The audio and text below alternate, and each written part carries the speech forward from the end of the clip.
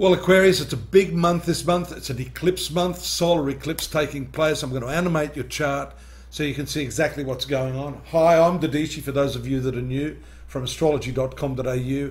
I want to animate the chart so you can see in somewhat virtual real time what's going to happen here in this third house of your horoscope on April 9. A total solar eclipse there taking place on the karmic axis.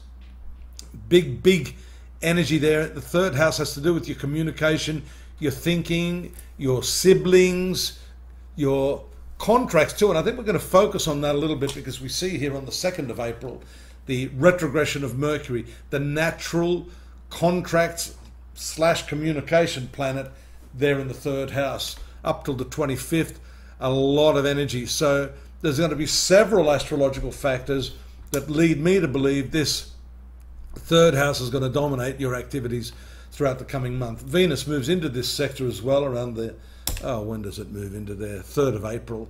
So it's bringing its energy to, that's actually your most favored planet, ruling your 9th house and 4th house. A very good omen, astrological omen to have there while this eclipse is going to take place. Mind you, the eclipse in the 3rd house I think is a good thing for you. This new moon solar eclipse is going to bring with it a whole lot of new energy that points to a fresh start. So there you have it. You can see it swinging around here. A total eclipse there right next to that retrograde Mercury.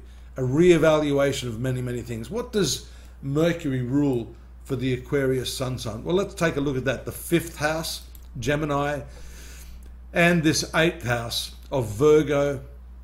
5th house is your past karma. So you can see all of these factors bringing the past into the present so that you have to deal with that. The retrogression of favorable planets is good. So here we see your best planet, Venus, in the company of that retrograde positive planet Mercury, while that eclipse is taking place. To me, says that whatever you review, whatever you change now in your manner of communication, in your contractual arrangements, your agreements, I think are going to bring very positive results. There's a little bit of a problem there around the 14th and 15th. You can see those red lines indicate the square or hard aspects or oppositions. The blue lines there's a bit of a favorable connection there with Saturn, Mars, Neptune. Now, I've not talked much about this now.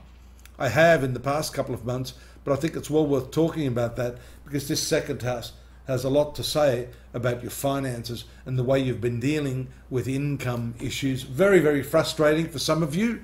And I wonder whether the contractual elements that I'm seeing here may have some reference here. Why? I'll tell you why. Because Mars, which is the transiting planet in this finance sector of your horoscope, is the ruler of the eclipse, the retrograde Mercury, the Venus. So it has moved through this 2nd house of finance. So it's quite likely that you are in an opportune phase wherein you can change the dynamic of your income, your finance. We also have to say that that can change due to the value system planet, Venus, also having been part of that eclipse. You'll notice that on the 20th, the sun, the eclipse point, moves to the 4th house. So there's a bit of a relief for you at that time. And you'll also see as the month comes to a close, Aquarius, Venus moves out, shifting a lot of the energy from this communication sector to the domestic sphere. And that's also punctuated by the full moon here in your 10th house, casting its full moon influence on that 4th house. But it is going to have an influence here on the career sector. There it is, forming a nice triangular aspect to Saturn and Mars, these two planets that have been frustrating you to hell in terms of your income. Better aspects, and also the fact that Mars has moved quite a distance away from that stifling Saturnian influence. It still has to contend with Neptune here, still some confusion, and even though you may have your strategy in place, the contracts in place, there is a delayed reaction here from the Mars-Neptune conjunction. You be patient there. Mercury, however, moves into its direct motion on the 25th. There you see it moving forward. And even though a lot of people think that once the planet has moved into its direct motion, everything's sweet again, it's not necessarily so.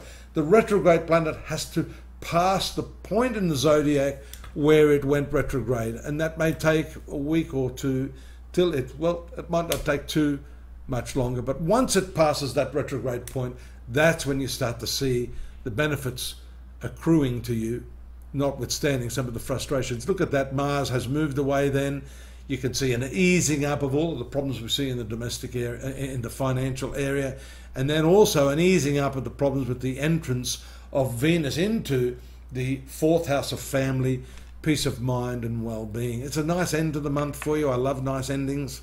Don't forget to find out more about what's happening in the month of April at astrology.com.au. We've got the text-based readings there for daily, weekly, monthly and yearly. I invite you to take a look at that. I invite you to subscribe, press that like button, drop me a note, and definitely come back next month where I'll be waiting for you to give you more on what's happening in your life. Take care now. Bye-bye.